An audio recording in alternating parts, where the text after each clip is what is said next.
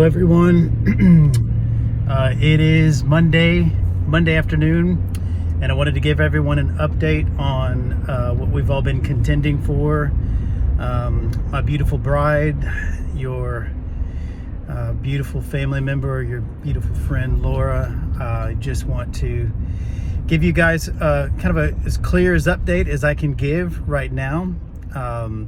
So as of now, there is no sepsis. There's that infection is out of Laura's body. There is a small sign of infection that seems to kind of peek its head late in the night, the last couple nights, but it's not for certain if that's actually an infection. So they went ahead and took some cultures in her open wounds in her legs just to see if perhaps it's coming from there. So that's just fever that they're trying to protect against. In this situation, you want to avoid additional infection and sending the body back into a cycle, right? So right now that seems to be mastered. Her heart is fully recovered. So that's what the heart doctor came in today and said. It's as it was, the day when she came in. Her heart is fully recovered. Lungs are fully operable and functioning, at 100%. Just awesome. So the point of attack right now is I want us to really focus aggressively on Laura's legs. This seems to be the place right now where we really need the break-in power of God to come. So on Laura's legs, on her right calf, there is some tissue there that appears to not be alive. So that's what the doctor has said. The tissue that's on the left calf and the left thigh and the right thigh, there does not really seem to be like much, if anything, that could or would be lost. Okay, good sign. So long as we're able to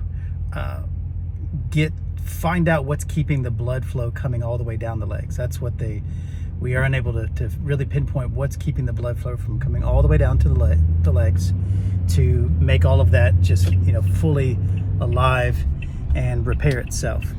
So that's one thing. We want to find out what it is that's keeping that blood flow coming down, what we can do to help that happen. But there's an open opportunity right now for God to display his power for Laura and for the sake of one of the doctors, and I can't remember his name, but it's one of the doctors that has not been able to see directly that miracle working power of God. I asked him on that right leg, that right calf, I said, okay, here is the condition that you're saying, the situation. What in this situation would you say is able to allow this to correct itself? He said, this is where it's going to have to be a miracle. So I said, fantastic. I said, that's exactly what I need to know. I said, I told him outright, I said, hey, I feel like, medicine opens up a door and a window of opportunity for the miracles of God to have time while the church is working out their faith and their practice of their faith, while we're waiting, and miracles open up windows for medicine to come in and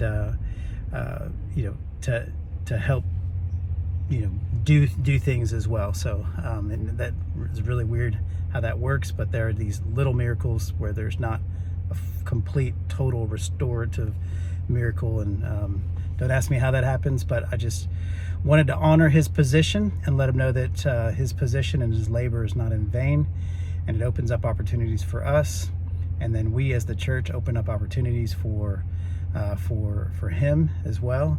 So what we need right now is we need a miracle on Laura's right calf. We need skin that looks, muscle actually, not skin. We need muscle that appears to not be alive. We need it to come alive, and we need it to show evidence of life, so that we can nip this thing in the bud and not talk about any type of amputation, talk about any type of removing any type of muscle that would not be able to grow back. So we want to, apart from the miracle of God. So we want to pray for that, and we want to pray for the blood to either supernaturally begin to flow into those parts, down her legs, into her fingers, into her toes, for pulses to be able to be recognized. Or we want to pray for supernaturally the doctors to have a dream, to have an aha revelation moment where they realize exactly what it is that's keeping that from flowing.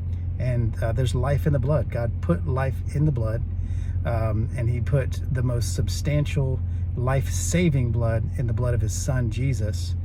But he put life into our blood so that the blood would be, what makes things live and move and have their being inside of our body. So pray for that with me. That's the update for today, both positive and urgent on that. So I just hope you guys hear the positive part about it, that Laura is alive and her organs are doing well and her spirit is like soaring. She has so much faith.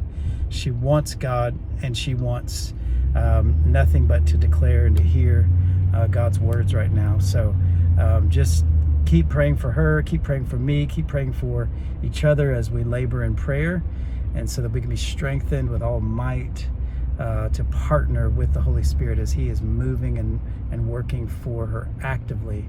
But he's given us a charge to tend to the things on the earth right now. Thank you guys.